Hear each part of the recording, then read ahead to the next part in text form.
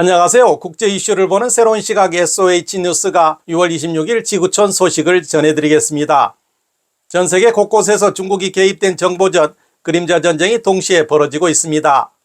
현재 이런 관련 가장 큰 미해결 문제는 이란이 보유한 무기급에 가까운 고농축 우라늄이 도대체 어디에 숨겨져 있느냐는 점입니다. 국제원자력기구의 라파엘 그로시 사무총장은 24일 우리는 이란의 고농축 우라늄 위치를 알고 있지만 이란이 구체적인 장소를 자발적으로 알려야 한다고 발언했습니다. 이는 미 이란이 다음 협상에 들어가기 전 이란을 향해 숨바꼭질 하려 들지 마라. 미국과 이스라엘의 정보망은 이미 확실한 증거를 확보했다. 당신들이 협력할 의향이 있는지 시험해 보는 것일 뿐이라는 강력한 경고를 보낸 것입니다. 지정학자 페페 에스코바르는 정치평론가 마리오 노팔의 방송에서 충격적인 정보를 폭로했습니다. 바로 제네바 협상 기간 동안 파키스탄 군 정보국이 이스라엘 모사드의 극비 계획을 포착했다는 것입니다. 모사드는 회의가 진행되는 틈을 타 제네바에서 중국과 끈끈한 관계를 갖고 있는 것으로 알려진 파키스탄 육군 참모총장 아심 무니리를 직접 제거하려 했고 파키스탄은 즉시 이스라엘에 최후 통첩을 보냈다는 것입니다. 감히 우리 대표단의 손가락 하나라도 건드리면 너희를 지도에서 완전히 지워버리겠다고.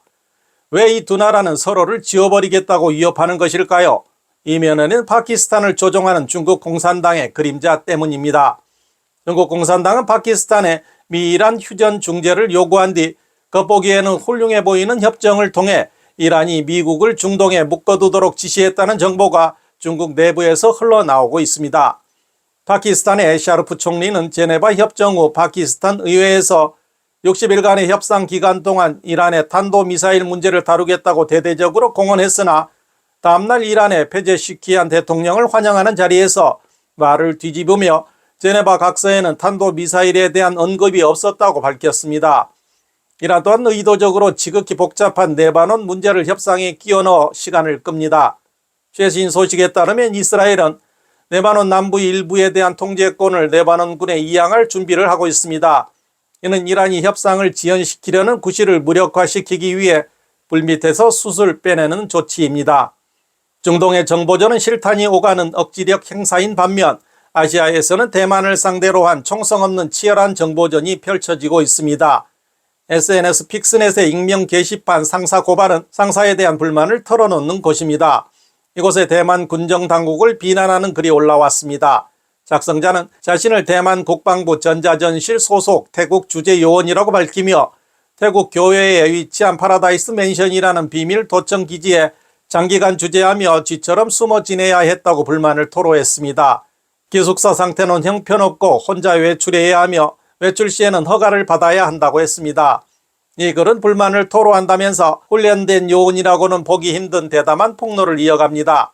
대만의 비밀 도청 기지는 중국뿐만 아니라 라오스, 베트남, 캄보디아, 인도네시아 등 주변 국가들의 통신도 가로채고 있다는 것입니다.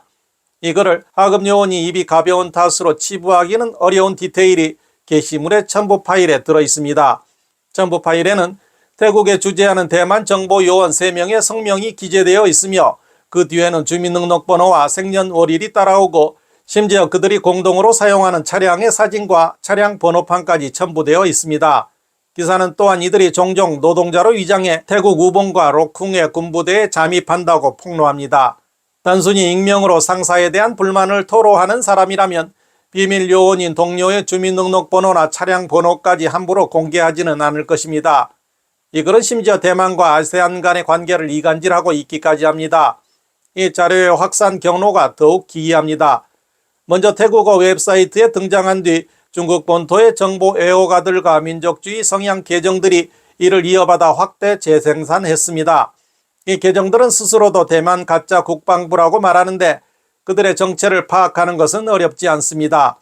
마지막으로 이 소식은 말레이시아의 콘텐츠 생산 시스템을 통해 더욱 부풀려지며 말레이시아야말로 1순위 도청 대상이라는 여론을 조성하고 있습니다. 이 게시물에는 중국어식 표현과 구두점 등이 여러 차례 포함되어 있어 대만인이 작성했다는 사실에 의문이 제기되고 있는데다 사건이 발생한 태국 현지에서는 주류 언론이 이 소식에 대해 전혀 반응하지 않았다는 점이 이상합니다.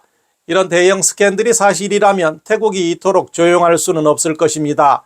이것은 정보 유출이 아니라 중국 공산당이 조작한 여론전일 가능성이 있습니다. 대만의 전자정보실은 중국 공산당을 겨냥한 정보활동의 핵심 거점이며 미국 국가안보국과도 깊이 협력하고 있습니다. 베이징은 꿈에서도 이 눈엣가시를 제거하고 싶어합니다. 중국 공산당이 이 정보를 유포한 목적은 대만은 아시아 이곳저곳 도청을 일삼는 무능한 골칫거리라는 주장을 퍼뜨리기 위함일 것입니다. 중동의 혼선에서부터 방콕의 폭로까지 두 사건이 겉보기에는 무관해 보이지만 사실은 전 세계에서 중공이 벌이는 그림자 전쟁의 일부일 가능성이 높아 보입니다. SOH 뉴스 이원선입니다. 구독과 좋아요는 저희 채널에 큰 힘이 됩니다. 시청해 주셔서 감사합니다.